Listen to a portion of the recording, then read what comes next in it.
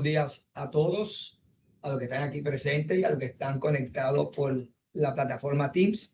Vamos a dar inicio a la conferencia Análisis e Interpretación y Análisis de la Evidencia de Escena del Crimen a cargo del profesor Vicente Luis Plana Jimeno desde España, y le queremos agradecer al profesor que haya sacado un poco de su tiempo para compartir todos sus conocimientos y su experiencia con nosotros, y al igual a Tamara Carro de CREP por el apoyo o la promoción y el apoyo que nos ha dado en esta actividad. Pero antes vamos a ver quién es nuestro invitado de hoy. Realmente hablar del licenciado Vicente Luis Plana es demasiado. Él tiene una trayectoria sumamente amplia y no podemos decir todo lo que ha hecho en su vida, porque si nos quedaremos toda la mañana. Pero por lo menos voy a hacer una breve reseña de quién es nuestro invitado. El licenciado Vicente Luis Plana Jimeno posee 3 maestrías, una en psicología, otra en criminología e investigación criminal y en derecho penal de la Universidad Católica de Argentina. Y actualmente estudia un grado en Derecho en la Universidad Miguel Hernández Alicante en España, y posee también varios diplomados. Es perito judicial en criminología y en reconstrucción de accidentes de tráfico de la red Boperit, y experto en perfilación criminal y delincuentes seriales, especialista en ciencias policiales. Actualmente es agente de la Policía Local de Javea, Alicante, profesor colaborador del Instituto Valenciano de Seguridad Pública, profesor de la Universidad Nacional de la Policía de Honduras.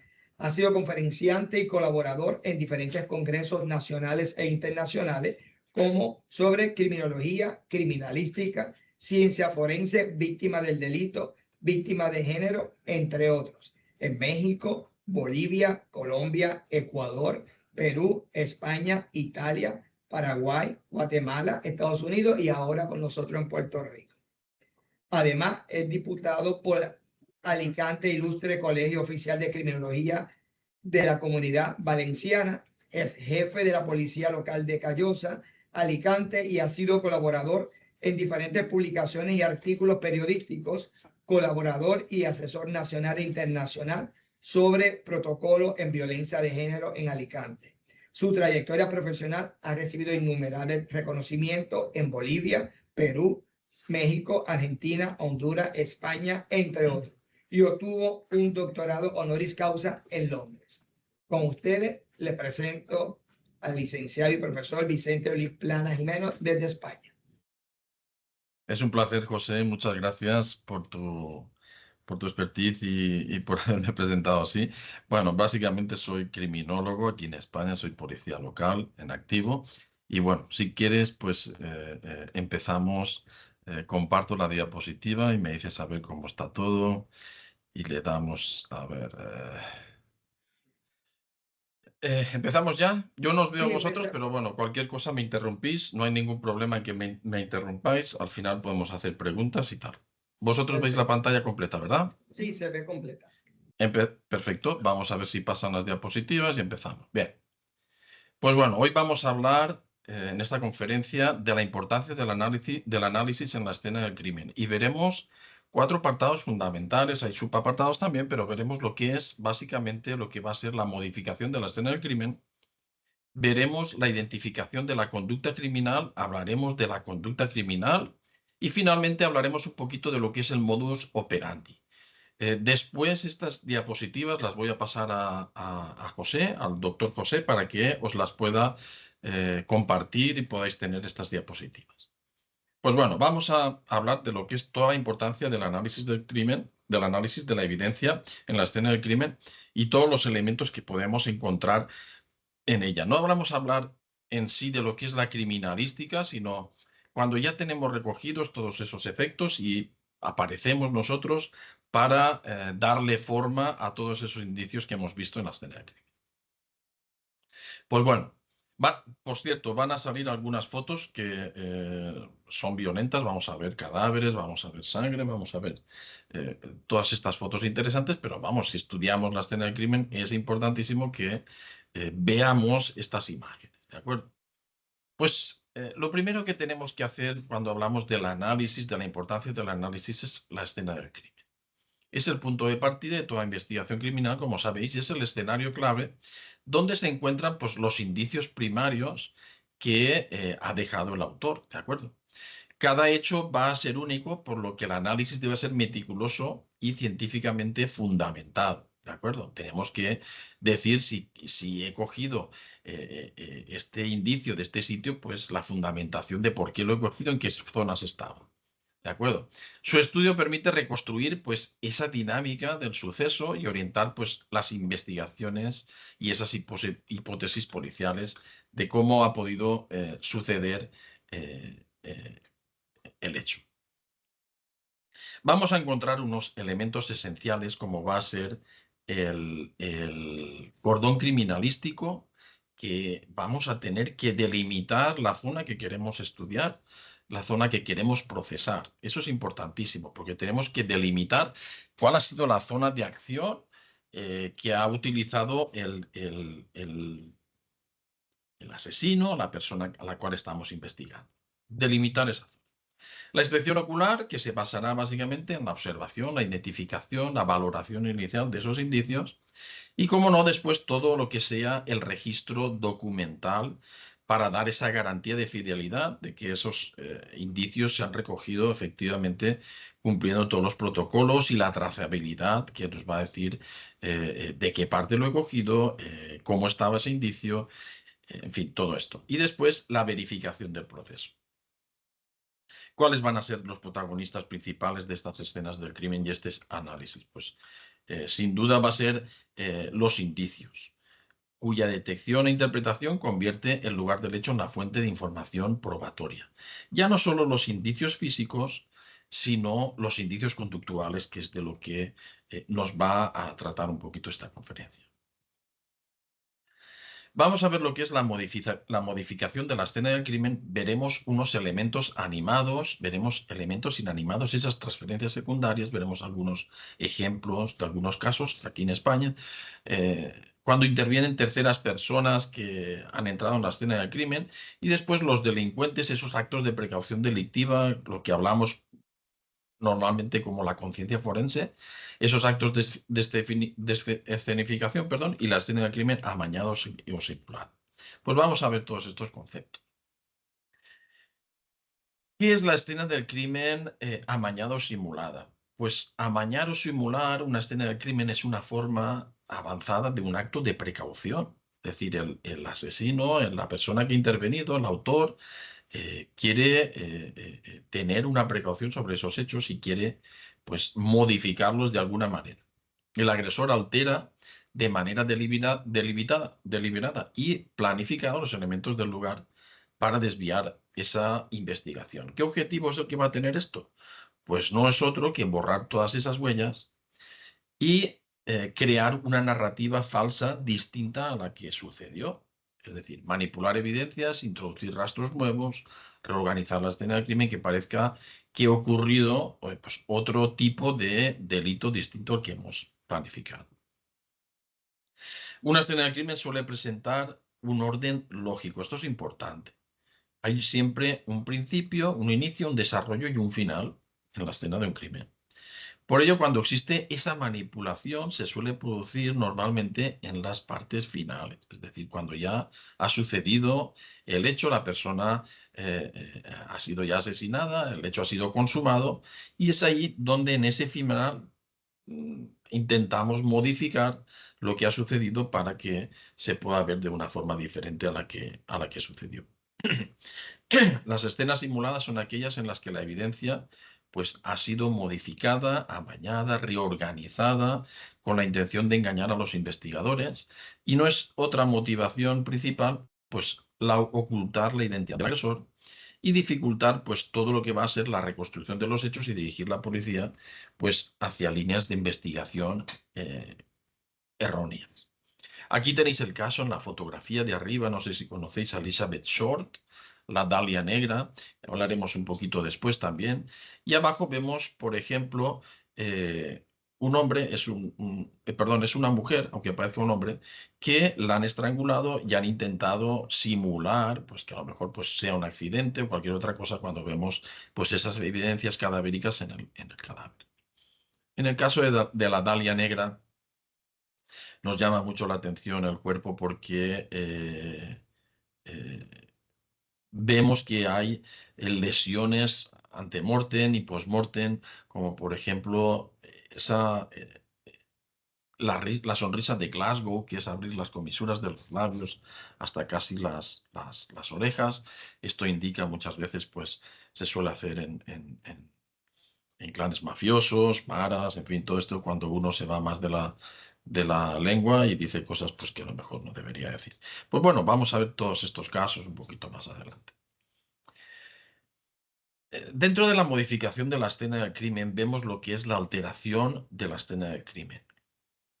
¿Cómo se va a producir? Y las causas más frecuentes van a ser pues, la entrada de personas ajenas al hecho, ¿de acuerdo? Ya no solo la víctima y el agresor, sino van a estar producidas también por bomberos, por sanitarios, por familiares curiosos, por periodistas, por fotógrafos, en fin, toda esta vorágine de gente que se suele acercar, como veis en la fotografía de arriba, a la escena de un crimen. La alteración no siempre es accidental y por desgracia también se puede dar por negligencia de quienes deben preservar la escena, por ignorancia de los protocolos y, por desgracia, todavía más por la corrupción policial cuando la manipulación es deliberada. Bueno, veis aquí en las fotos, en la segunda foto, en la del medio, vemos un cadáver y vemos la de gente policial que puede estar cerca de la escena del crimen y que puede estar pisando pruebas, pelos, indicios de la escena del crimen. Y también al examinar una escena del crimen debemos considerar múltiples influencias externas, tanto de elementos animados como de inanimados o de personas, entre quienes pueden modificar o desvirtuar todas estas escenas del crimen se encuentran pues, las víctimas, testigos o familiares, los servicios de emergencia, médicos, asistentes, bomberos, la intervención, intervinientes no autorizados o el propio delincuente que puede manipular la escena para ocultar la responsabilidad. En la fotografía que veis abajo, muchas veces por decoro, los familiares, las víctimas suelen tapar los cadáveres, pues en este caso con ramas, imaginaros la de insectos que pueden estar entrando en estos hechos o vulnerar algunas de las pruebas, como puedan ser también en algunos casos hemos visto personas ahorcadas que los familiares pues los bajan de la soga, le quitan la soga y los dejan en la cama como si hubieran muerto en la cama. Pues bueno, muchos de estos casos son esas alteraciones que se producen en las escenas del crimen. Aquí, como veis, por ejemplo, vamos a hablar ahora de lo que son los elementos animados en la escena del crimen. En la fotografía de arriba, no sé, ¿podemos interactuar? José, ¿podemos interactuar con la gente? ¿Pueden hablar? Sí. Bueno, ¿qué diríais, por ejemplo, de la Sí, se fotografía? puede hablar si alguien Se puede quiere, interactuar. Bueno, pues si alguno se si atreve a alguien tiene una decir, pregunta o quiere hacer algún comentario. no, pues si alguno se atreve a decir la fotografía de arriba, qué clase de escena del crimen podría ser, una escena criminal, esas evidencias cadavéricas que vemos en la fotografía de arriba, ¿qué nos pueden indicar? ¿Alguien se atreve a decir? ¿Alguien se atreve a decir? ¿Qué observan en la primera foto? ¿Perdón? Aquí dicen los estudiantes que se ahorcó. Se ahorcó, ¿no? Por la evidencia esta que vemos en el cuello. Sí. Bueno, pues os he puesto esta fotografía para que veáis que nada más y nada menos que muchas de las actividades depredatorias de los insectos nos pueden dar a error y confundirnos con evidencias criminales, como en el caso este no es nada más ni nada menos que la acción depredatoria de las hormigas que nos puedan dejar estas evidencias que parece que el señor haya sido ahorcado por un cable. ¿De acuerdo?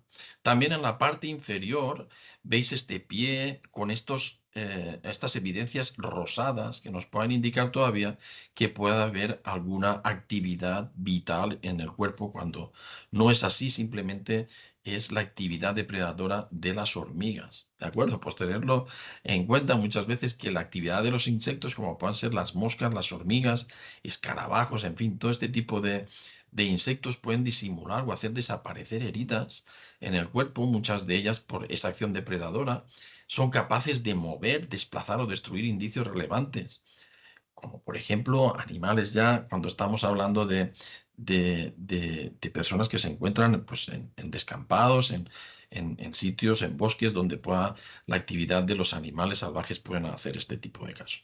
O incluso pueden alterar la interpretación del tiempo de la muerte o el mecanismo lesivo. ¿De acuerdo?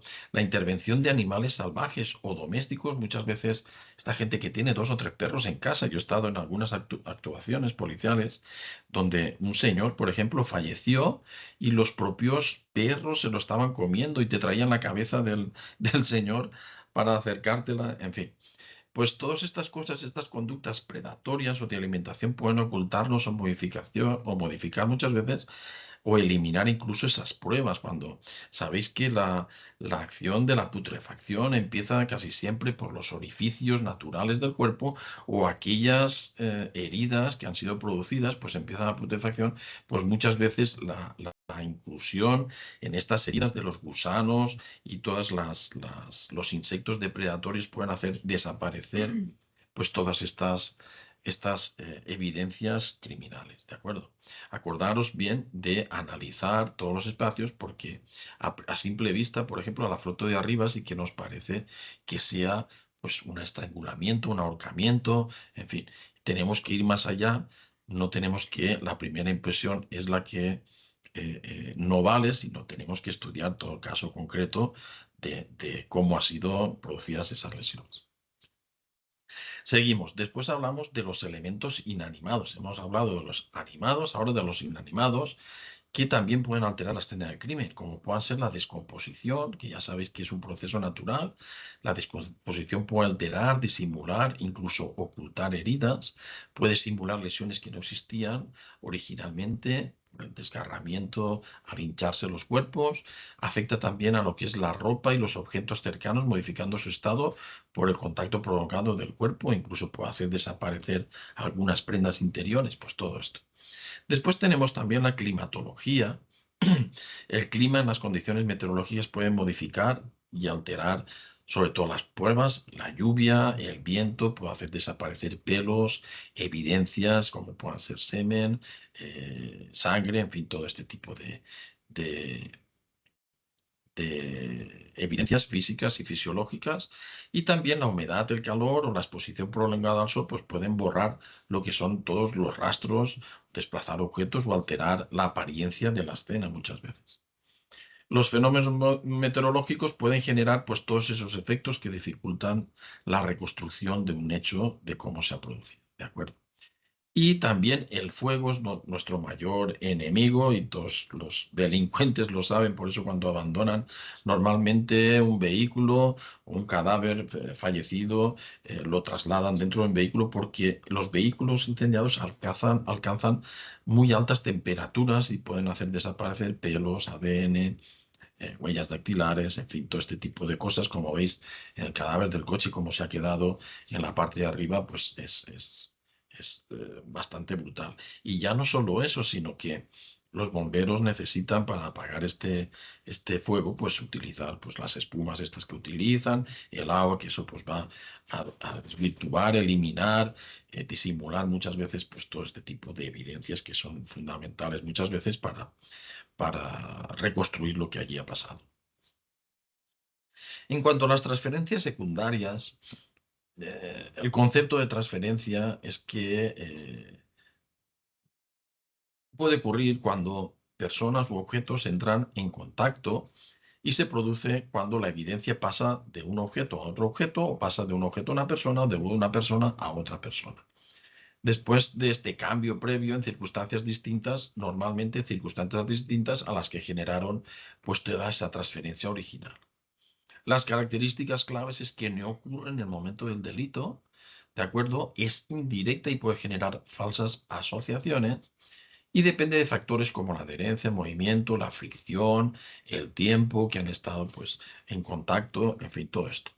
Un ejemplo práctico para que podáis entender lo de las transferencias secundarias es, por ejemplo, un investigador que se sienta en una silla de la escena del crimen y recoge un pelo de la víctima, ¿de acuerdo? Más tarde entra en el vehículo del sospechoso y deja ese pelo sin darse cuenta. ¿Cuál es el resultado? Pues que aparece un indicio en el vehículo que no implica la participación real del sospechoso, sino que aparece allí y no es realmente que la mujer hubiera estado en el vehículo. ¿Cuál es la relevancia forense que tienen estas transferencias secundarias? Pues fundamentalmente son para evitar interpretaciones erróneas, exigen protocolos estrictos de control de contaminación y refuerzan la importancia de la cadena de custodia tan importante y nos va a dar pues toda esa profesionalidad en la escena del crimen. Os he puesto aquí un caso, no sé si algunos conoceréis el caso de Assunta Basterra Porto. Es esta mujer que veis de negro y el de atrás de gafas. Son los padres de una niña que adoptaron una niña china y apareció muerta. Estas fotografías de abajo son escasas las fotografías que hay. Estas son unas de ellas donde apareció, donde veis el circulito rojo, es el cadáver de la niña como apareció tirada en una cuneta. Bueno, los padres la mataron dándole Orfidal y finalmente aparece el cadáver, pero la camiseta de Assunta Basterra Porto apareció, como veis en esos círculos, con unas manchas de semen. Resulta que esas manchas de semen no pertenecían ni a su padre ni a su madre ni a ninguna persona que hubiera podido estar en la escena del crimen. Esas manchas de semen eran de una persona que estaba siendo investigada. Esto sucedió en Galicia y estas manchas de semen eran de una persona que estaba siendo investigada por unos delitos de violación en Madrid. Tenía la coartada, estaba en Madrid en la fecha de fallecimiento y simplemente lo que pasó es que se ve que hubo una transferencia cortando un preservativo con unas tijeras y que al parecer ese preservativo cayó pues esas manchas encima de la camiseta que se estaba investigando de Assunta Basterra. Ahora os digo, ¿qué pensáis vosotros de esto, de esta transferencia? ¿Creéis que es creíble esto? ¿Alguno puede contestar? ¿Creéis que yo puedo tener una evidencia en el mismo sitio que otra evidencia que estoy analizando y corto el preservativo encima o cerca de la camiseta para que pueda contagiar otra, otra evidencia importante que estoy analizando? Pues es muy difícil. Normalmente no se saca una evidencia hasta que no se termina con ella y se esconde y se guarda otra vez y se saca la otra evidencia. Aquí hay un fallo de protocolo o que se quiso imputar a otra persona diferente a los padres, que no fue así. Finalmente, Assunta Basterra se suicida en la prisión ahorcándose y actualmente el padre de la niña biológica, no biológica pues está en prisión actualmente. Es un caso muy interesante para estudiar, sobre todo en la transferencia esta que se produjo en los laboratorios de análisis forense. Cuando hablamos de terceras personas, cuando las transferencias son de terceras personas, hablamos de víctimas y testigos. Perdón. Sobre todo las víctimas con sus acciones durante el crimen o inmediatamente después pueden alterar todo lo que es la naturaleza y la calidad de las pruebas. Las conductas frecuentes muchas veces pueden ser que haya pues todas estas actividades de defensa activa, lucha, forcejeo, huida, uso de objetos como protección, en fin, todo esto puede alterar un poco la dinámica de cómo sucedieron las cosas, incluso la manipulación del entorno, mover objetos, de generar desorden, acciones posteriores como pueda ser la limpieza del escenario o de sí misma, por ejemplo, las violaciones, Las mujeres se sienten sucias después y suelen ducharse o suelen tirar a la papelera las ropas o la vestimenta interior, que dificulta muchas veces pues, poder conseguir esas evidencias físicas, biológicas del violador. Las consecuencias muchas veces pues, es esa modificación de la escena y que se pueden generar muchas veces pues, transferencias primarias o secundarias.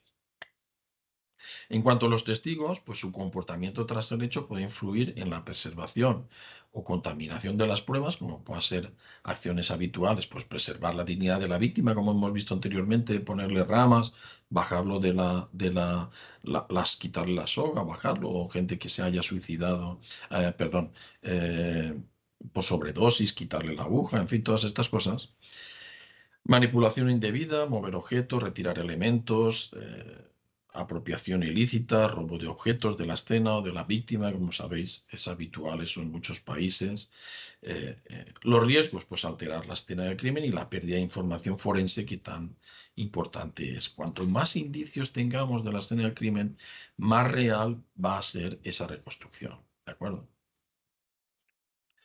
Sigamos ahora con la policía y criminalistas. Es decir, cuando interviene la policía, debe preservar esa escena del crimen, y una actuación sin los cuidados adecuados pues puede ocultar, mover o modificar pruebas, generar transferencias secundarias, introducir falsos indicios por contaminación involuntaria. Y los especialistas en criminalística pueden comprometer muchas veces pues, esa evidencia por un almacenamiento inadecuado o fallos en la cadena de custodia, que tan importante va a ser para asociar toda la dinámica y lo que haya sucedido y vincular personas o objetos con lo que haya sucedido. Muchas veces esa cadena de custodia hecha inadecuadamente va a afectar a la fiabilidad probatoria de esas cosas, esos indicios que hemos recogido, ¿de acuerdo? Muchas veces los servicios médicos de emergencia, como veis aquí, cuando veáis estos logotipos de la policía y la Policía Nacional, son fotografías en las que he intervenido yo. En este caso es una precipitación, la foto que veis en medio, una mujer que cayó de un 5º piso, se le olvidaron las llaves, quiso pasar por el balcón, cogiéndose de balcón en balcón, con tan mala desgracia que resbaló hacia atrás. La cabeza, en última instancia, golpeó con una de las repisas que salían, quedó así con vida todavía, tenía escasos momentos de vida. Pero imaginaros la acción de los médicos muchas veces en poner el collarín, en introducir las boquillas para poder respirar, en fin, todas estas cosas pueden muchas veces alterar, como puede ser traqueotomías, en fin, inmovilización del cuerpo, pues pueden alterar muchas veces algunos indicios criminales que puedan haber habido. También los servicios funerarios cometen algunos riesgos habituales, como es retirar el cuerpo antes de tiempo y de forma incorrecta, no considerar las pruebas adheridas al cuerpo o a la ropa, el uso de bolsas en el transporte contaminadas o ya utilizadas para otros menesteres, y manipulación y transporte que puedan deformar o falsear las transferencias, o un mal transporte que vaya dando tumbos dentro del vehículo, ¿de acuerdo? Pues todas estas personas son las que van a incidir muchas veces en la escena del crimen y tenemos que tener en cuenta. Hablemos ahora de lo que son los actos de precaución delictiva, es decir, cuando el interesado, el agresor, el asesino, pues realiza todas estas máscaras y todas estas acciones para no ser descubierto. Las acciones del delincuente son cruciales para entender una escena de crimen, y tenemos, por ejemplo, la definición en los comportamientos que afectan a las pruebas físicas realizados antes, durante y después del crimen. Y el objetivo no va a ser otro que confundir a los investigadores y ocultar la identidad del delincuente. Como veis aquí, por ejemplo, este señor que está con el cuchillo y se ha puesto guantes, se ha puesto gafas, se ha puesto mascarilla, se ha puesto el gorro, muchas veces, o la caperucha o la gorra, muchas veces porque saben que las cámaras están en las partes de arriba y filman hacia abajo, y si yo me pongo una gorra con visera, va a ser muy difícil que me vean el rostro muchas veces. Si a eso le sumo pues todas estas cuestiones que pone el señor, pues va a ser muy difícil de identificar esta persona. ¿Qué relación va a tener con el modus operandi? Pues muchas de ellas están vinculadas a la forma en que el delincuente va a ejecutar ese crimen o va a ejecutar esa acción. Entonces ahí nos tenemos que fijar mucho, sobre todo con la evidencia conductual, la manera con que ha actuado esta persona. Los ejemplos que podemos tener, pues esa alteración de la identidad, utilizando, pues como hemos dicho, esos disfraces, esas máscaras, esa alteración de la voz muchas veces, evitación de indicios, uso de guantes y preservativos para no dejar rastros. Muchas veces ahora aquí en Europa es muy habitual que los violadores usen preservativos y después de la violación se lleven el preservativo para que no puedan ser identificados por ese indicio biológico.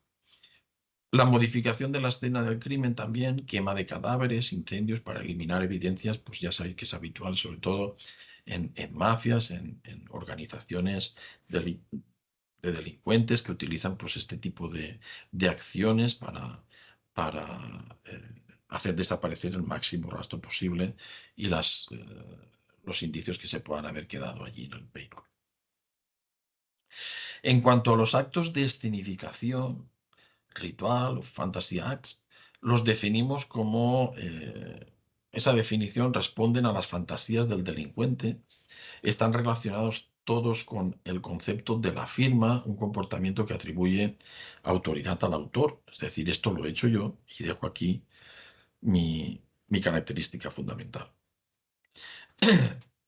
Las características forma intensamente ritualizada con significado personal y pueden estar dirigidas muchas veces hacia el delincuente para lograr esa estimulación emocional, muchas veces o hacia los testigos o los investigadores con mensajes hacia ellos. Por ejemplo, el asesino del pintalabios, que es lo que tenéis aquí, William George Higgins, muchas veces dejaba los escritos en la pared con los pintalabios de las víctimas y en este caso concreto decía, por el amor de Dios, atraparme antes de que vuelva a matar, no me puedo controlar.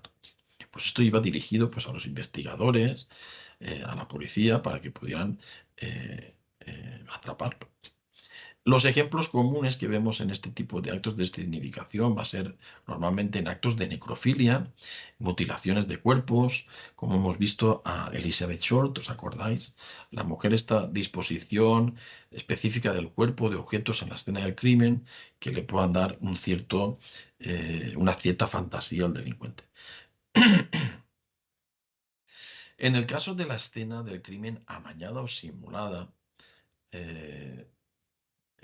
el concepto básicamente es la alteración intencional de las evidencias por parte del autor para confundir la investigación y desviar las sospechas sobre él. ¿Qué finalidad tiene? Pues es crear una versión falsa del suceso, simular casi siempre un accidente, un suicidio, una muerte natural. El asesino quiere ocultar y distorsionar todas esas evidencias incriminatorias que aparecen. Pero nosotros vamos a ir un poquito más allá en la investigación y vamos a fijarnos muchas veces en esa evidencia conductual. Es en la manera de actuar que ya no solo es con evidencia física, sino en evidencia conductual. Ejemplos frecuentes de este tipo de escenas amañadas es el homicidio encubierto, muchas veces en incendios para aparentar una muerte accidental. Muchas veces vemos en los casos habituales de que se ha incendiado una vivienda y después vemos que dentro de los pulmones del cadáver no había humo, por lo tanto se sospecha que las personas se hayan podido morir antes de producirse el incendio. El asesinato presentado como suicidio para evitar responsabilidades penales. Fijaros bien en esta foto, caso Mario Biondo, y ahora hablaremos de él. El perfil del autor suele ser siempre un delincuente organizado, es decir, hay una planificación, hay un control de la escena, una manipulación consciente, ¿de acuerdo? Las personas que se interesan por hacer que aquello parezca otra cosa diferente a la que se ha producido son personas con un perfil de delincuente organizado. Mientras que el delincuente desorganizado pues actúa impulsivamente y deja la escena sin modificar muchas veces, deja muchas huellas, le da igual que lo encuentren que no. ¿Cómo detectar una escena amañada? Pues muchas veces va a haber incongruencias entre lesiones, la dinámica del hecho y ese escenario físico. muchas veces esas evidencias colocadas o incompatibles con la cronología de los hechos también, ese desajuste de la escena y la victimología, y análisis en conjunto. Vamos a estudiar pues lo que es la escena del crimen, el comportamiento del autor y la víctima muchas veces, y ese contexto victimológico. Os he traído el caso de Mario Biondo. ¿Alguien conoce este caso? Vamos a interactuar un poquito. ¿Qué pensáis que ha sucedido aquí en este caso? Alguien que se atreva a decir algo. Así actuamos un poquito. ¿Alguien se atreve a decir algo? ¿No? Jóvenes, alguien que quiera opinar o decir algo Sobre estas fotografías que veis aquí. sobre esa fotografía. Supongo que recibió un trauma en el lado izquierdo de la cabeza. Ok, hay un estudiante aquí dice que posiblemente puede haber sido un trauma que recibió en la cabeza en un lado. Bueno, puede ser. Mario Biondo, no sé si conocéis la isla de los famosos en Cayo Cochinos, en Honduras. La presentadora española, una presentadora española muy famosa, pues este era el marido de una presentadora española. Mario Biondo era el cámara que estaba en la isla de los famosos, estas que veis las series estas que hacen. Resulta que Mario Biondo se presume que murió por hipoxifilia.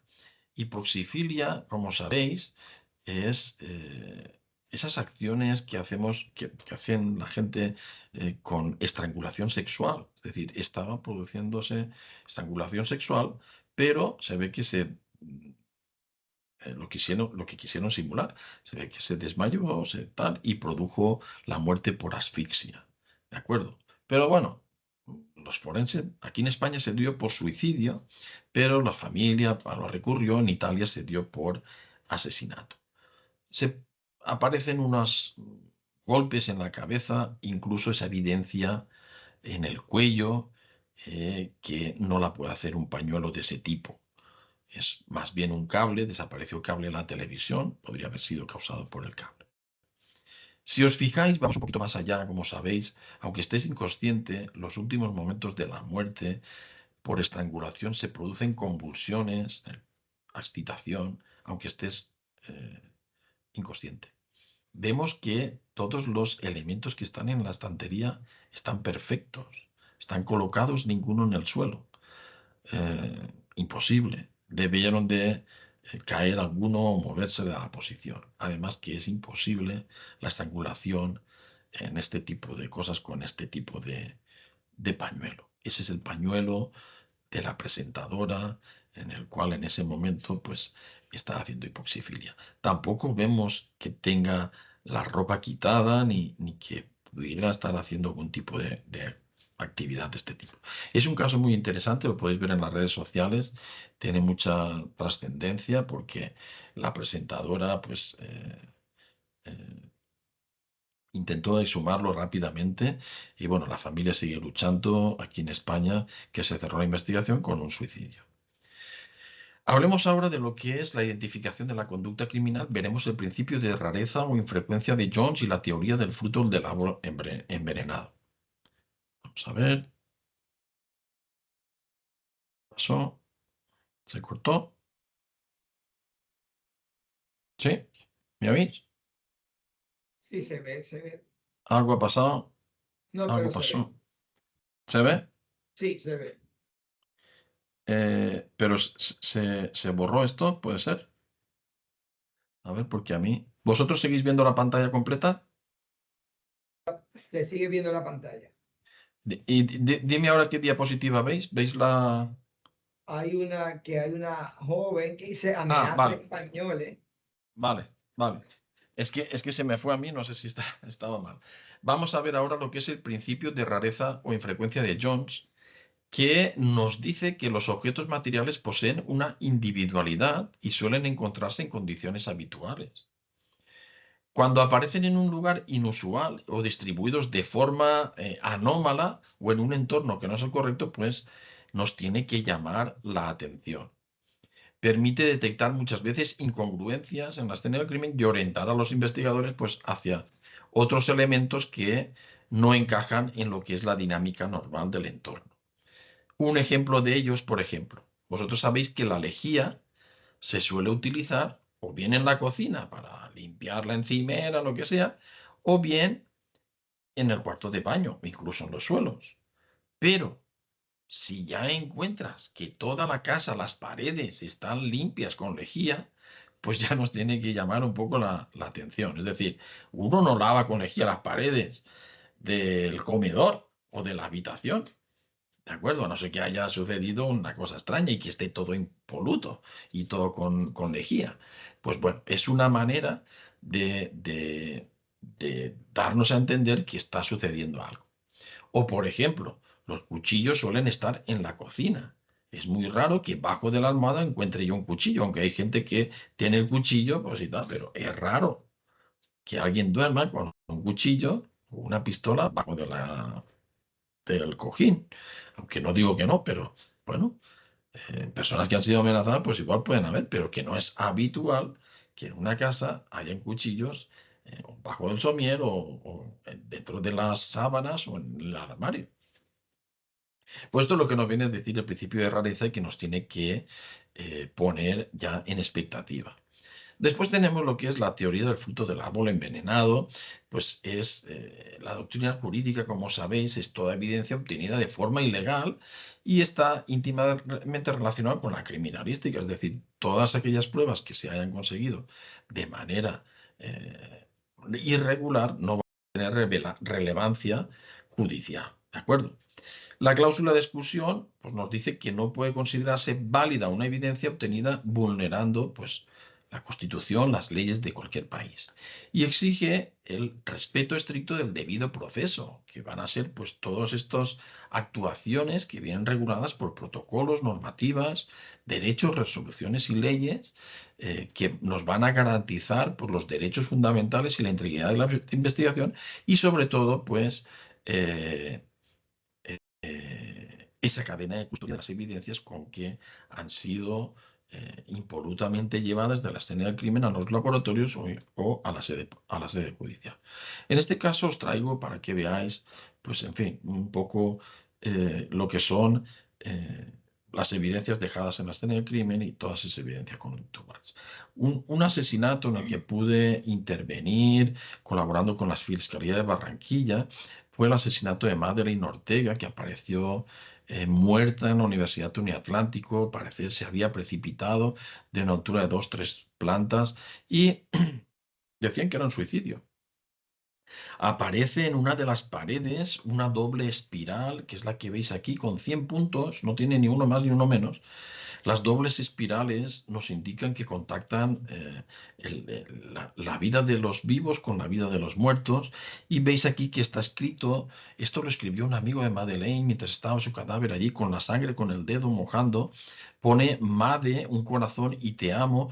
Vemos que está perfectamente escribiendo. O sea, yo soy amigo tuyo y tengo esa tranquilidad para pintar esta doble espiral con 100 puntos y estas letras que están perfectamente escritas. Bueno, pues para que veáis también que el última persona que ve con vida a Madeleine es el bedel del centro de la universidad y la primera persona que la encuentra es el bedel. Había tenido esa noche una fiesta, había una manifestación de estudiantes y al parecer una discusión con su pareja es la línea que más investigación se estaba teniendo. Bueno, como veis, pues esto es uno de los casos, está sin resolver todavía. Hablemos ahora ya un poquito más, nos vamos a centrar ya en la conducta criminal. Vamos a ver todo lo que son esas evidencias psicológicas, las clases de indicios, en fin, todas estas cosas que aparecen aquí las vamos a ver. A ver, vamos a interactuar un poquito, porque me gusta que interactuéis. Tenemos estas dos fotografías. A ver quién se atreve a decirme cómo ha sucedido la fotografía de arriba, solo mirando las fotografías y qué puede ser, qué me podéis decir de la fotografía de arriba y de la de abajo. A ver, ¿quién se atreve a decir algo sobre estas dos fotografías? ¿Qué clase de persona es la que ha podido realizar estos hechos? ¿Quién se atreve? ¿Quién se atreve aquí a hablar? De las dos fotografías. De las dos fotografías. Solo con ver la fotografía. No creo que se pueda ampliar más. ¿Alguien puede decir algo? ¿Se atreve alguien a hacer un poco de CSI? Bueno, jóvenes, parece que la tiraron. Oye, aquí un joven dice que en la segunda foto, La de que abajo. aparenta que la persona la lanzaron. ¿A qué? ¿La lanzaron? Que la lanzaron, sí, Ok. la tiraron. ¿Y la de arriba? Y de arriba, ¿Quién nos puede...? Eso era lo que estaba diciendo. ¿Qué piensan, joven? Estaban No, intentando de como que estaban intentando de como que de llevar el cuerpo a otra localización. Que entiende que aparentemente aparenta como si ese cuerpo de la primera foto fue la persona asesinada en otro lugar y lo transportaron a ese lugar. Exacto.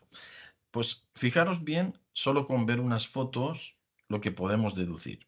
Solo con ver las fotos y sin tener, sin ser policías o los investigadores que pueden tener más información todavía. La fotografía de arriba vemos que hay una premeditación.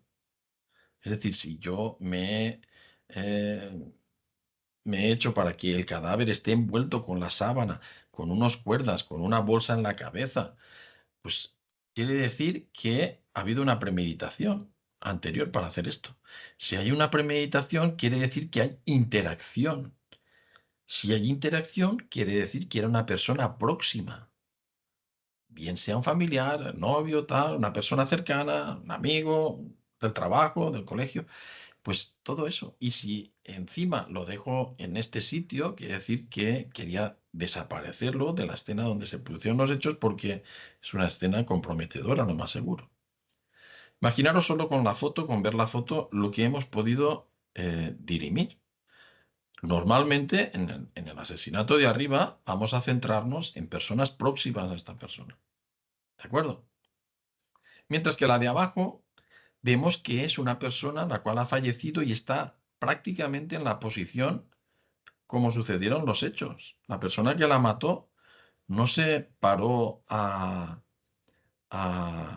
esconder el cadáver, a modificar cualquier cosa, simplemente, posiblemente puede ser un tiro, un apuñalamiento, bueno, no se ve la sangre, pero produjo la muerte in situ, fue algo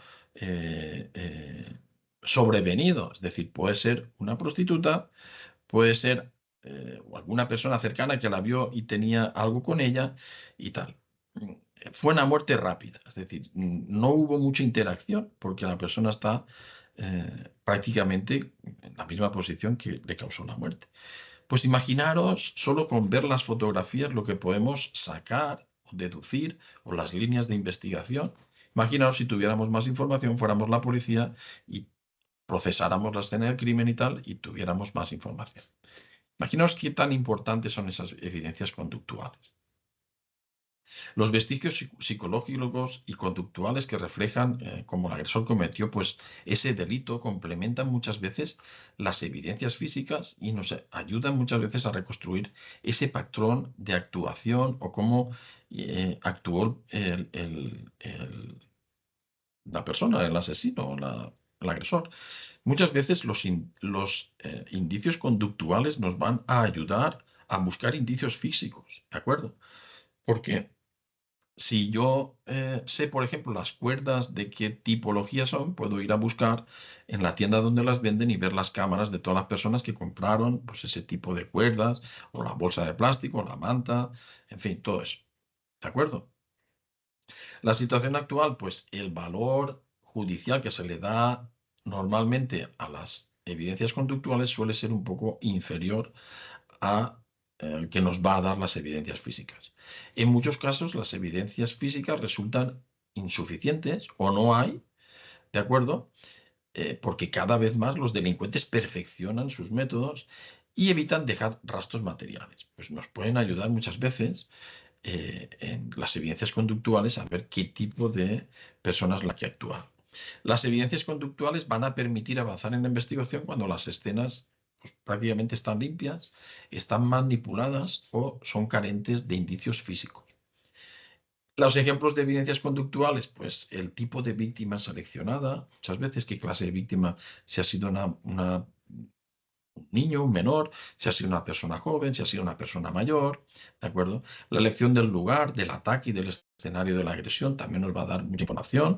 Si buscaba un sitio donde nadie me podía ver, si era un sitio escondido, si fue dentro del domicilio, en fin, todo este tipo de cosas. El tipo y secuencia de localización de las heridas, si son heridas producidas para detraer la voluntad de la persona y hacer lo que quiera con ella, o si son heridas que básicamente querían producir la muerte directamente. La conducta verbal y no verbal durante la declaración de los investigados, ¿de acuerdo? Si están nerviosos, si no están nerviosos, si los movimientos que puedan hacer, que nos puedan dar algún tipo de información, y el tipo del arma utilizada y el método y el modo de empleo, ¿de acuerdo? Pues estos son ejemplos fundamentales que podemos encontrar en una escena de crimen. Y la diferencia ilustrada es que la evidencia física, pues va, para que veáis, es esas marcas, para que veáis un ejemplo, la evidencia física sería las marcas que se dejan en una cerradura producida por una herramienta para poder abrirla, y la evidencia psicológica sería pues la decisión de forzar la entrada, la insistencia en acceder, el método elegido y que relevan intención, planificación y estilo delictivo, para que veáis la diferencia entre una y otra. Pasos a elegir en una adecuada reconstrucción. Pues sabéis que toda información, documentación y vestigio va a ser crucial para poder realizar una correcta reconstrucción del hecho, ¿de acuerdo? Los pasos a seguir pues pueden ser reconocer la evidencia, toda evidencia presente que no sea reconocida supone una pieza del puzzle que no se reconoce. Es decir, cuando más evidencia física y conductual tenga, más exacta va a ser la reconstrucción. Nunca va a ser el 100%, pero más me voy a aproximar a esa hipótesis real de lo que vaya a ser. Si resulta que tengo ausencia de esas evidencias físicas, nos puede llevar muchas veces en la escena de crimen a realizar esas hipótesis equivocadas y que nos lleven a sitios donde no podamos resolver el caso. Documentar la evidencia, tanto la física como la evidencial, la evidencia conductual, se tienen que documentar. Será necesario realizar los análisis pertinentes de las evidencias reconocidas en los momentos, los lugares adecuados y el soporte a emplear durante el proceso judicial de las físicas y de las conductuales exactamente igual. Es decir, si se ha utilizado un vehículo, pues habrá que documentarlo. Si se ha utilizado un arma, habrá que documentarlo. Si ha sido a una determinada hora, hay que documentarlo y que se quede constancia. Recoger la evidencia para su estudio y análisis mediante las técnicas adecuadas, evaluar la evidencia es evaluada para extraer de ella toda la información posible que nos pueda dar y elaborar esas hipótesis que se formulan con un relato ya coherente sobre cómo han podido producirse los hechos. Todo eso con un equipo multidisciplinar y ya en despachos, cuando se han analizado todas las pruebas. Las consideraciones claves, las evidencias psicológicas y conductuales requieren formación especializada. No todo el mundo está experimentado para recoger ese tipo de evidencias. No son conclusivas por sí mismas, ¿de acuerdo? Funcionan como generadoras de hipótesis y guías de la investigación. Nos ayudan a dirigir la investigación hacia sitios donde nos puedan dar resolución. Y complementan las evidencias físicas, especialmente cuando estas son escasas o han sido manipuladas muchas veces. Clases de indicios en la escena del crimen, ¿de acuerdo? Ahora vamos a hablar de los tipos de indicios que podemos ver. Hay unos indicios que puedan ser físicos, pues ya sabéis que van a ser todo este tipo de objetos materiales cuyo análisis permite comprobar la existencia del delito y contribuir al esclarecimiento. Y constituyen la base tradicional de la criminalística, como pueden ser casquillos de balas, en fin, todo esto. Y después tenemos los indicios conductuales, que son elementos que nos indican cómo se ha producido el comportamiento concreto de la persona y que reflejan cómo actuó el agresor en la escena. ¿De acuerdo? Los indicios psicológicos pues, nos van a permitir atribuir un proceso psicológico a la conducta observada y nos revelan motivaciones, sobre todo intenciones, control emocional y estilo delictivo del delincuente. Los tratamientos de los indicios conductuales y psicológicos deben ser reconocidos exactamente igual que los otros identificados, documentados, individualizados, comparados y reconstruidos, igual que los indicios físicos, ¿de acuerdo? Requieren pues un entrenamiento específico de las personas que van a detectar e interpretar este tipo de indicios, y una vez documentados, pues nos permiten realizar inferencias sólidas sobre la dinámica del hecho, es decir, poder reconstruir esa dinámica del hecho, cómo sucedieron los hechos, los momentos, primero, segundo, tercero, cuarto, y tener un trayecto de cómo se realizó pues todo la reconstrucción. Su sutileza radica tanto en lo que se observa como en lo que no está presente en la escena, ¿de acuerdo? Este es el caso en el que os he puesto aquí uno de los casos, el perfil del marqués Fernando González, el marqués de Perijá, era uno de los grandes de España y de la familia real de España. Mató a su esposa y a la amiga, y después se suicidó él de un tiro, solo de un tiro, en la cabeza. La mujer estaba con la hija en París, le dice, viene que quiero hablar contigo, en fin, tal. Y después, cuando llega a la escena, a la casa de ellos, pues le da un tiro a la mujer, a la amiga, y finalmente él se pega un tiro en la cabeza. Era una persona bastante egocéntrica, narcisista, antisocial. Bueno, pues tenéis todo este tipo de información en redes sociales, podéis ver la dinámica muchas veces de esta clase de indicios psicológicos y conductuales que pueden llevar a esclarecer un tipo de asesinato de esta clase. Las fuentes de la evidencia conductual está claro que van a ser pues, declaraciones de víctimas, testigos sospechosos, de la inspección ocular en la escena del delito, la documentación, muchas veces también, que recojamos en la escena, como croquis, mapas, fotografías, vídeos, todo esto.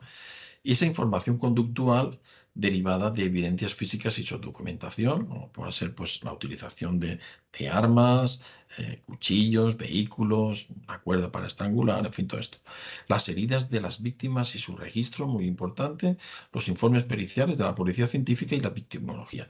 Está claro que nosotros, cuando vayamos a identificar este tipo de evidencia conductual, ya tenemos todos esos informes preparados y son los que vamos a estudiar y a ver qué información nos pueden dar. ¿Cuáles son las ventajas respecto a los indicios físicos?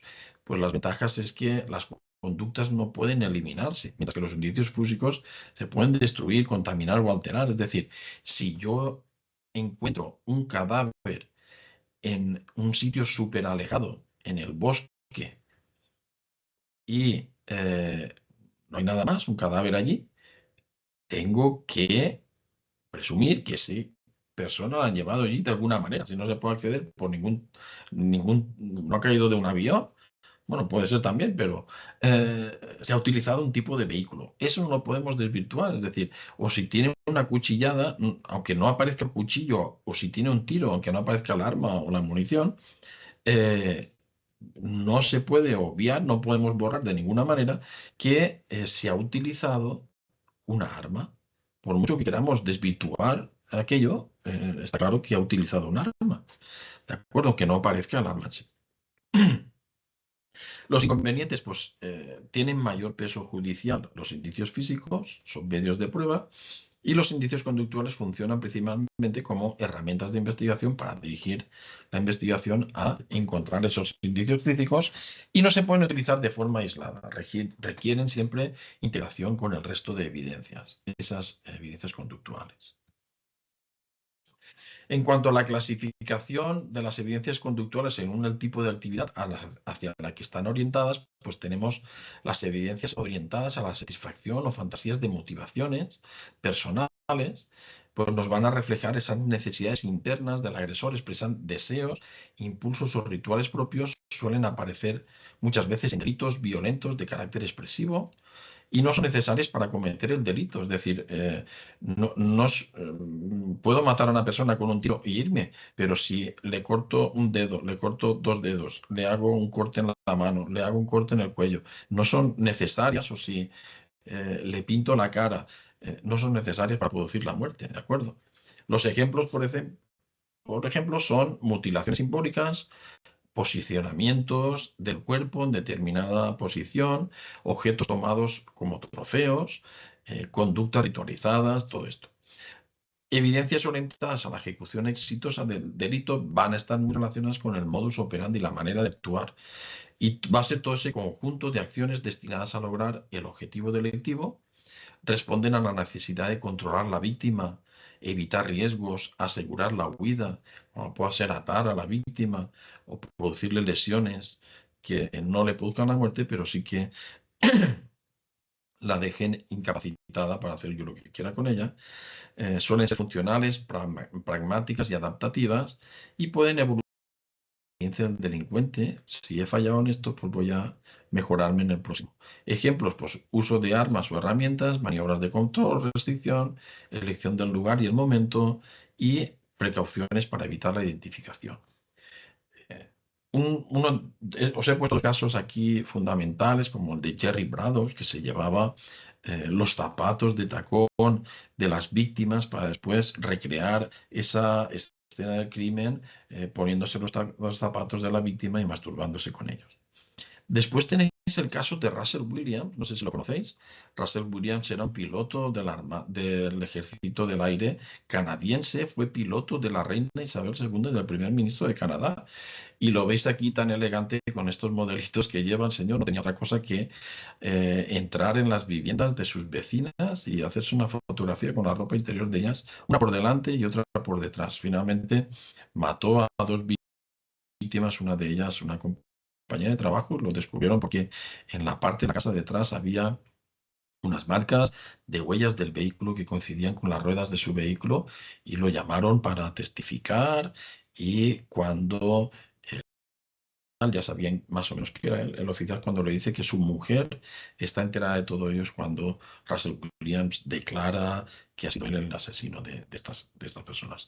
Tenéis el vídeo de la descripción en redes sociales que lo podéis ver. Russell Williams. Evidencias. Vemos ahora evidencias orientadas a la satisfacción o fantasías o motivaciones personales, ¿de acuerdo? ¿Alguien se atrevería a decir estas lesiones de qué han podido ser? Por ejemplo, la foto de arriba. ¿Alguien se atreve a decir cómo se han producido esas lesiones? Alguien joven que pueda decir qué pudo haber sido esas lesiones. Es una persona que está muerta ya. Vemos que está amarilla y tal. ¿Que parece que? Un golpe de cemento, un blog, no hay. ¿Pero cuál de las dos? Una de las estudiantes dice que la parte de la foto de arriba aparentemente es como si le hubiesen dado un golpe con un bloque. Un bloque.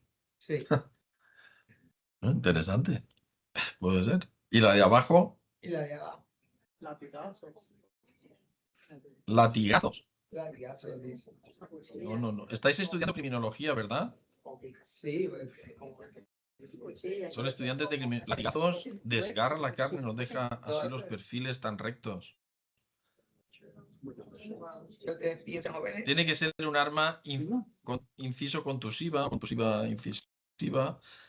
Pues aquí dice unos jóvenes que puede haber sido con un machete. Machete, exacto. Tienen que ser machetazos.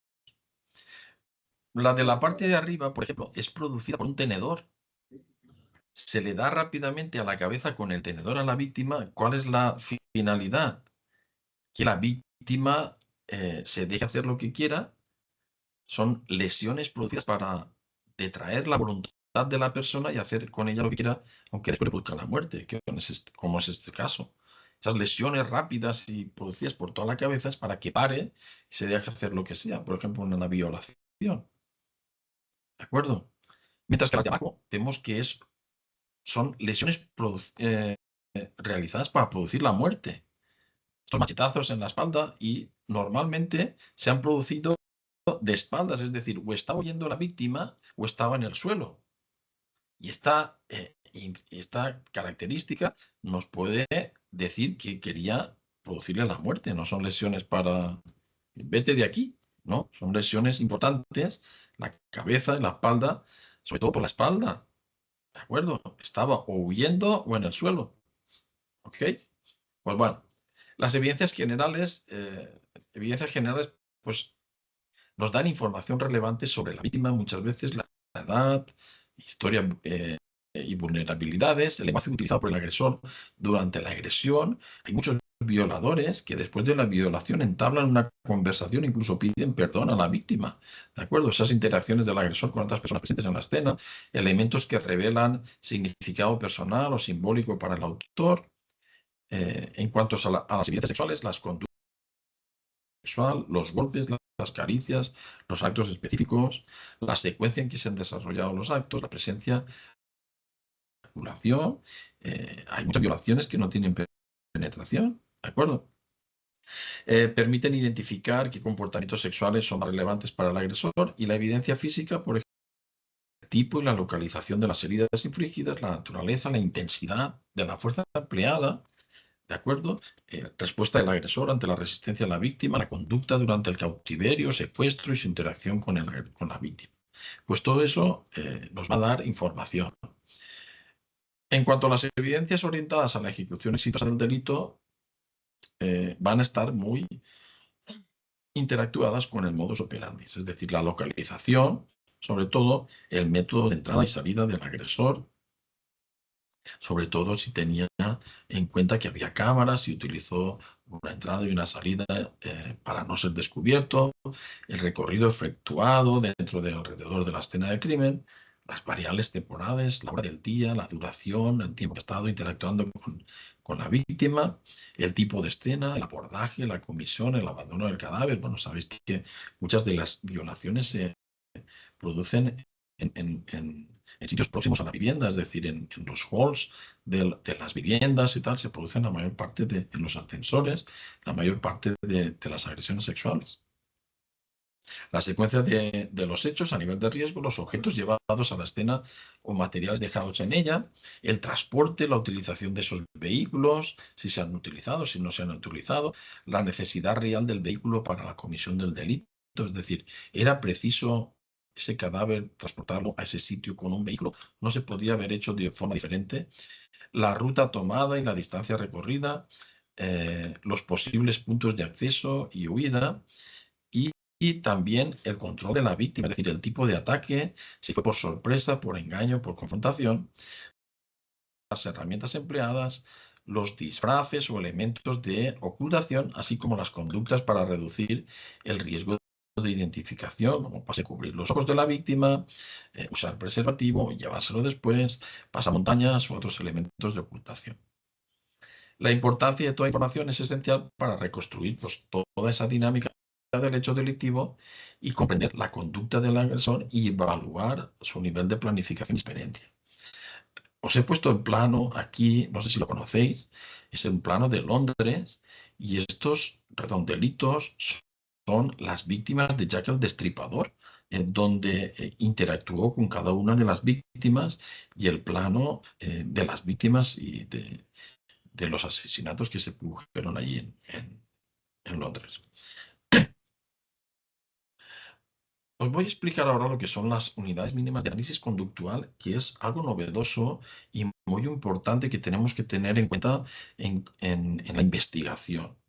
¿De acuerdo? La conducta criminal, entendemos por conducta criminal la interpretación del comportamiento observado en los implicados en un hecho delictivo, al objeto de interferir en procesos psicológicos que lo determinaron y la elaboración de la hipótesis que lo explique. Toda conducta viene precedida, lo leo despacito para que lo entendáis, toda conducta viene precedida de una motivación. Toda conducta de una motivación. Toda acción de matar a otro se compone de una determinada cantidad de otras conductas menores que le dan forma. Por ejemplo, voy a un sitio donde se ha producido un asesinato, veo unas manchas en la pared, después unos arrastres y finalmente veo trozos de un cadáver dentro de la bañera. Después aparece una maleta en las cuales están el resto de los cuerpos del cadáver. Pues en vez de estudiar esos análisis pormenorizados de cómo cayeron las gotas o cómo tal, tenemos que ver esa conducta global, que había una motivación de matar a la persona y hacerla desaparecer. ¿De acuerdo? Esa es la motivación global. Matar a la persona y hacerla desaparecer. Muchas veces nos va a dar más eficacia esa conducta global que ese examen a lo mejor de los arrastrones o tal, aunque no digo que no se hayan que investigar también, pero para resolución muchas veces la conducta global nos va a dar más información que cómo han caído las gotitas de sangre, cómo se han hecho esos arrastres, en fin, todo eso. Y como información, por ejemplo, esta maleta que veis con el ver que estaba haciendo un vídeo y al abrir la maleta en directo pues encontró partes del cadáver ahí dentro. Hablemos ahora ya para finalizar el punto 4, el modus operandi, que es pues, otra de las partes interesantes, aunque hay más, como podríamos ver, más acciones, pero bueno, he centrado en estas cosas. El modus operandi, como sabéis, hay varios autores que lo definen, como es Gross en 1924, ya decía que es la manera en la que un crimen se ha cometido, esas acciones y esas conductas encaminadas a cometer el crimen. Douglas también nos dice en 2006, ya más interesante, que son todas las modus operandi se define como esas acciones llevadas a cabo por el ofensor durante la comisión de un crimen. Y Juan Enrique Soto Castro era, porque ahora está ya jubilado, uno de los principales investigadores en España, en el Cuerpo Nacional de Policía, y es el que descubrió el método Vera, que se utiliza en muchas policías, métodos de investigación cuando no hay autor conocido. Pues él nos dice que son los actos estrictamente necesarios para cometer un delito. Es el modo de operar, ¿de acuerdo? ¿Cuáles van a ser esas características del modus operandi? Pues ese conjunto de conductas funcionales orientadas a consumar el delito. Refleja, pues, cómo actúa el delincuente y van a ver, el modus operandi puede tener una variable evolutiva. Cambia el aprendizaje, las circunstancias, los errores, ¿de acuerdo? El entrar en prisión, pues puede ir cambiando todo esa variable y puede ir mejorando. Igual que minorizando. Su objetivo es maximizar los beneficios y minimizar el riesgo de identificación, de detención y fracaso del delito, y tiene unos componentes habituales, que es aproximación a la víctima o objetivo, acciones necesarias para ejecutar el delito, conductas posteriores, abandono a la víctima, manipulación de la escena, todo esto, y métodos de huida que le van a favorecer pues, no ser detectado. Bueno, es el caso de Elizabeth Short, como hemos visto antes, pues ya sabéis que Elizabeth Short pues, era una señora que intentaba pues, tener una mejor vida. Lo encontró el cadáver, una mujer que iba paseando con su niña y creía que era un maniquí. Y bueno, aparece cortada por la mitad, como veis, uno de los pezones cortados, incluso trozos de carne de la pierna que se fueron introducidos en la vagina, en fin, barbaridades que le hicieron al cadáver y que todavía hoy no ha sido descubierto. ¿Qué nos revela el modus operandi sobre las características psicológicas? El perfil criminológico, el análisis del modus operandi es relevante, ya que nos puede dar información sobre el agresor en diversos aspectos. Es decir, nos puede dar información sobre la inteligencia del agresor.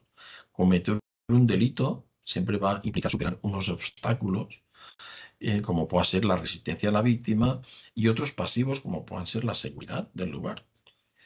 El modo en que el agresor resuelve estos obstáculos pues, nos va a indicar pues, su capacidad de razonamiento, su habilidad para anticipar problemas o su nivel de planificación y organización. ¿De acuerdo? También nos va a indicar la pericia, es decir, refleja un nivel de conocimientos técnicos, por ejemplo, en abrir un coche, la experiencia que tenga, indica si posee formación específica y nos permite valorar pues, su capacidad para improvisar soluciones, su grado de autocontrol o inhibición, o su impulsividad, o por el contrario, su meticulosidad. ¿De acuerdo? Está claro que, por ejemplo, robar un bolso, que es en la parte de arriba una mujer mayor, pues lo puede hacer una persona bastante joven que pueda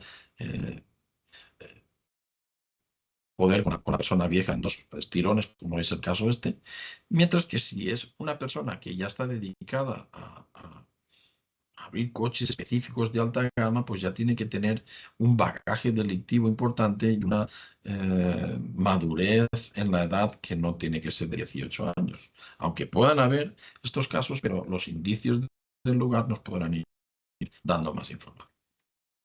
Las funciones del modus operandi, como sabéis, pues presentan una naturaleza instrumental, es decir, su ejecución cumple una serie de funciones en concreto, proteger la identidad del agresor. Muchas veces el modus operandi incluye cualquier conducta destinada a evitar la identificación del autor y su finalidad es desvincular la identidad del agresor con la comisión del delito y reducir pues, al mínimo posible las posibilidades de ser reconocido y detenido.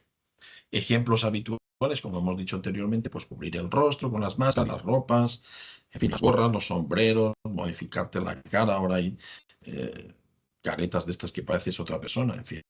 La idea clave, pues minimizar el riesgo policial de que no seas descubierto, la policía no te pueda identificar, y proteger la identidad y desvincular muchas veces el autor con la comisión del hecho delictivo. El asegurar el éxito de la agresión, pues el objeto fundamental es que el agresor tiene que superar todos los obstáculos, las dificultades que puedan impedir la consumación del delito, asegurando la ejecución exitosa, y las conductas típicas orientadas a asegurar el éxito, pues pueden ser neutralizar a la víctima, amordazar, atar, inmovilizar, golpear por sorpresa para evitar la asistencia, incluso dejar inconsciente, incluso matar o impedir oposición. Eliminación de barreras existentes, pues va a ser lo que es desconectar alarmas, sistemas de seguridad, manipular accesos, cerraduras, cámaras, elegir rutas de entrada y salida, en fin, todo esto. La superación de dificultades del propio delito, como puede ser adaptación o imprevistos, su uso de herramientas o armas para facilitar la acción, el control del entorno para evitar interrupciones. Y relevancia criminológica permite diferenciar pues, agresores según su capacidad técnica, planificación y experiencia, y aporta información esencial para perfil psicológico del autor desconocido. Refleja a nivel de competencias, autocontrol, impulsividad del agresor, en fin, todas este tipo de cosas. Facilitar la huida del agresor del lugar del delito, pues es objetivo general, pues va a ser abandonar el escenario del delito sin ser identificado, localizado ni detenido. Las conductas habituales, pues van a ser el medio de escape, pues un vehículo de alta cilindrada, motor en marcha, conductor es experto, en fin. Neutralizar temporalmente a la víctima para retrasar la denuncia, inmovilizar a la víctima atada, amordazada, para impedir pues, que siga el agresor o de aviso inmediato, y en los casos extremos, pues eliminar a la víctima o los testigos del lugar. La relación con las funciones del modus operandi, pues como siempre, pues va a ser proteger la identidad, asegurar la agresión, asegurar el éxito de la agresión y facilitar la huida del lugar. La dinámica del modus operandi, pues sabéis que muchas veces tiene una dinámica evolutiva. El comportamiento es instrumental y aprendido, por lo que puede modificarse con el tiempo, con la experiencia. Su evolución responde tanto a cambios puntuales como a cambios progresivos. Por ejemplo, este coche que veis aquí son alunizajes. Antes lo hacían con un mismo vehículo, los alunizajes, pero se daban cuenta que las barreras que había para, como los pilones estos que ponen, causaba graves daños con el vehículo y muchas veces no podían huir del lugar con el mismo vehículo que habían provocado el alunizaje. Pues, ¿qué hacen ahora? Llevan dos vehículos, uno que han robado para hacer el alunizaje y otro de alta gama o de alta potencia para llevarse las cosas y dejar el vehículo en el sitio del alunizaje. Cambios puntuales, por ejemplo, adaptaciones inmediatas ante circunstancias específicas, reacciones de las víctimas, condiciones climatológicas, presencia inesperada de testigos, obstáculos imprevistos, en fin, todo esto. Cambios progresivos, pues van a estar todo lo que son transformaciones derivadas de la experiencia acumulada, perfeccionamiento del método, como es este caso que hemos visto, o deterioro del método, muchas veces por el exceso de confianza o la utilización de alcohol, drogas, en fin, todas estas cosas, o descuidos que puedan ir en detrimento del modus operandi. La idea clave es que el modus operandi no es estático, evoluciona para optimizar la comisión del delito. Muchas veces la entrada en prisión va a aumentar todo este tipo de evoluciones del modus operandi. Por el contrario, puede degradarse con el tiempo, pues que uno se hace mayor, toma drogas, en fin, todo este tipo de cosas.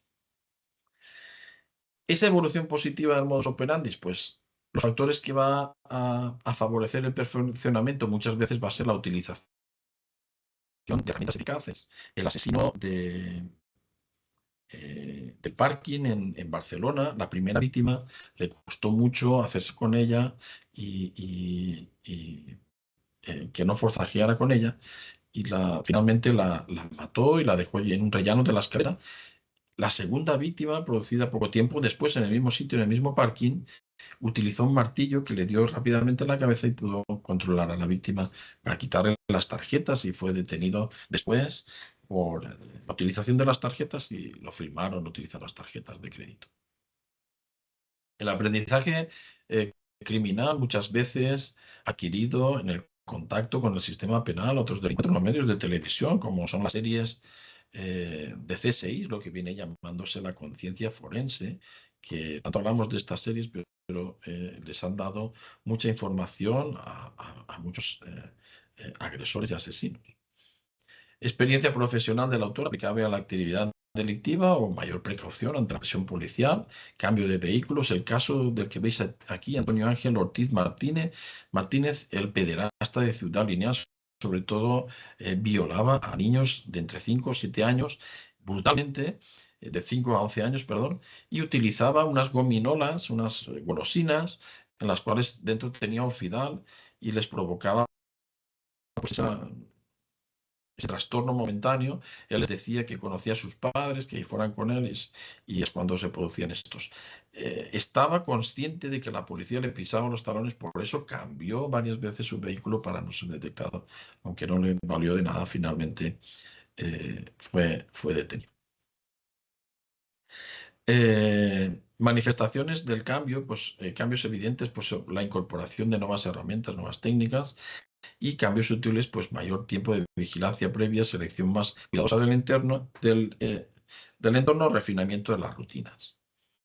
Evoluciones negativas del modus operandi, pues factores que pueden deteriorar esta manera de actuar: el exceso de confianza, como hemos dicho ya, el consumo de drogas y el alcohol, la pérdida de habilidades cognitivas y motoras. Uno se hace mayor, ya no tiene esa agilidad, o ya no tiene ese instinto sexual tan exhibido como una persona joven, deterioro mental, presión policial creciente. Y después tenemos los indicadores del deterioro, que pueden ser conductas menos eficaces, desorganizadas o impulsivas, errores visibles durante la ejecución de delitos, señales de estado físico o psicológico del agresor. Y después tenemos todo lo que son las consideraciones adicionales. Muchos delitos violentos, especialmente los homicidios, son casos únicos y no seriales. No todos los asesinos matan varias veces, sino que muchos de ellos, la gran mayoría, es un solo asesinato, un solo homicidio, pero también podemos estudiar ese modus operandi de ese único asesinato. Los conceptos del modus operandi, el ritual, el sello personal, la firma, pues siguen siendo aplicables tanto a casos seriales como a hechos aislados, personas que solo matan una vez. Y es esencial identificar pues todos los rasgos distintivos que permitan diferenciar al agresor de otros individuos, y no utilizar otros asesinatos o incluir otros asesinatos a ese asesino, o al revés. Y bueno, esto ha sido todo. Espero que os haya gustado, que sea interesante, y estoy ahora pues a vuestra disposición para que me hagáis cualquier tipo de pregunta si es necesario. Bueno, ¿alguna Gracias. pregunta, hombre? Dime, Manuel. Ahorita mencionó el sobrecontaminación del crimen, y pues que hace tiempo yo llegué a ver un caso que era que la misma policía pues contaminó la escena del crimen porque no se cambiaron de guantes y todo eso. Y pues sé que no mencioné esto, pero como cada cuánto tiempo uno se debería cambiar el equipaje, por ejemplo. El estudiante me dice que cuando habló de la contaminación de la escena, que en un caso hubo donde un policía contaminó la escena sin estar debidamente protegido, y utilizó los guantes, y luego, ¿verdad? Que no los cambió y contaminó la escena. Que como cada cuánto se Que sí, ¿verdad? Si eso hay un tiempo establecido para cambiarse. Todos, o sea, yo voy a una escena del crimen y todo lo que he utilizado se echa, se tira. O sea, no puedo utilizar cosas que ya he utilizado, como guantes, como el traje EPI ese que utilizan, Eso no, eso es de usar y tirar. O sea, voy a una escena, termino, lo tiro. Porque pueden coger pelos, evidencias, me puedo haber sentado, me puedo haber acercado a una persona, a un sitio, al cadáver. No, no. De usar y tirar. Todo. Todo lo que llevamos a la escena del crimen es de usar y tirar. Oye, Vicente, ahí al inicio habías mencionado, y me quedé con ese interrogante, sobre que están los servicios funerarios. ¿Cuál es la función del servicio funerario allá? Porque acá en Puerto Aquí Rico hay eso no un ocurre. servicio funerario judicial que es el que levanta los cadáveres, o sea, se encarga de llevar el cadáver de allí al centro forense. Entonces, se suele hacer con esos sacos blancos que veis, con un que os cierre, o incluso a veces, si el cadáver está muy deteriorado, ya la putrefacción es avanzada, pues llevan unos ataúdes especiales para que no se pierda la evidencia. Pues Sí. sobre todo, que esos sacos se han de usar y tirar, es decir, que no lo vuelva a utilizar, o si se han puesto en uno prendas de una persona, lo utilice después para llevar un cadáver. Es decir, son prendas de usar y tirar. El transporte también se haga con seguridad, es decir, que no vaya todo a revolcones por allí dentro, que el cadáver de tumbos, que se puedan producir a lo mejor lesiones o romper si el cadáver está muy deteriorado, o que me haya dejado cosas como, por ejemplo, cuando van al médico forense, las personas ahorcadas tienen que ir con la soga también y muchas veces pues se les olvida ciertas cosas. Es muy interesante porque aquí en Puerto Rico eso no ocurre. Simplemente quien transporta y lleva esa función son los investigadores forenses del Instituto de Ciencias Forenses, no los servicios funerarios. Así que ahí podemos ver una diferencia en términos de, ¿verdad? De la manera de transportar Aquí al si cadáver. son hechos criminales, hay un furgón judicial forense que es el que se encarga del traslado de los cadáveres al anatómico forense, donde se va a realizar las autopsias. Oye, y una pregunta, ¿hasta qué punto, ¿verdad? En un tribunal cuando van a testificar, habló de los indicios psicológicos conductuales? ¿Cómo un investigador puede hablar de ese aspecto que no vaya a ser cuestionado porque no es psicólogo? Claro, pero nosotros, que no es psicólogo, O sea, que la persona un criminólogo, por hablar, ejemplo. que puede hablar de indicios psicológicos conductual, no siendo Sí, psicólogo. claro, pues por ejemplo, los criminólogos, la criminología se ocupa, por ejemplo, de las causas, de cómo sucedieron los hechos. Es decir, nosotros no analizamos simplemente si la persona tiene una enfermedad psicológica, si tiene un trastorno, sino cómo ha actuado en la escena del crimen. Es decir, mediante esas evidencias conductuales que van a ir aparejadas de los indicios físicos, podemos determinar esas causas que pueden producir o qué clase de persona es la que está en la escena del crimen o qué clase de persona es la que ha producido estos hechos. Si es una persona joven, si es una persona mayor, en fin, todo este tipo de cosas. Un criminólogo puede estar dentro de este rango o policías especializados en criminología o también psicólogos especializados dentro de la policía, que hay también. Y dentro de su experiencia y de utilizar el modo operandi, ha podido detectar o determinar una persona que quiso simular un suicidio cuando fue un asesinato. Por ejemplo, un ahorcamiento versus un asesinato. Pues yo no he tenido ningún caso de ese tipo, sí que he visto muchos ahorcados, muchos tal, pero sí que los hay. En el caso este de Mario Biondo, en España se dio como suicidio, es muy habitual en muchos casos de asesinatos, como puede ser por envenenamiento, o personas mayores, que también se ha dado en España en algunos casos, que se cierren. Una persona, por ejemplo, de 94 años, la encuentras en la cama, tal, pues lo más normal es que haya muerto de vejez o de lo que sea, y no se realizan a lo mejor pruebas o no se distinguen a lo mejor rasgos de que haya habido alguna manipulación de esa muerte. Y muchos de ellos pues terminan con muerte natural. Pero si se da un poquito más y se hace la autopsia y tal, y se descubre a lo mejor que hay un envenenamiento, o hay una estrangulación, o hay una asfixia, ¿de acuerdo? Pues entonces sí que ya se investiga un poquito más. Pero yo no se me ha dado el caso, no se me ha dado el caso de ver ningún... Aquí los asesinatos en España, no digo que no hayan, pero no son muy habituales. Pero sí que los hay, en todos los sitios los hay, está claro, pero no son tan habituales como en otros países. pero sí que se dan algunos. En algunos casos, pues aquí se da mucho el suicidio, precipitaciones, todo esto se da bastante. Joven, ¿alguna pregunta a usted? ¿No tienen preguntas? ¿Estamos claros? Bien, bueno, pues queremos, ¿verdad?, agradecerle. Hay una pregunta Sí, en el chat. están solicitando repetir el correo electrónico del conferenciante. Que están solicitando que repita por el chat. Bueno, Para que tienen, esté conectado. tienen en mi página web, yo tengo una página web que se llama Lexcrim, es www.lexcrim.es. A través de mi página web o en las redes sociales, tengo Facebook, tengo Instagram, tengo de todo. A través de cualquier tipo de estos, ahí tienen mi correo, tienen mi staff. Me pueden contactar y perfectamente les puedo contestar. No hay ningún tipo de problema.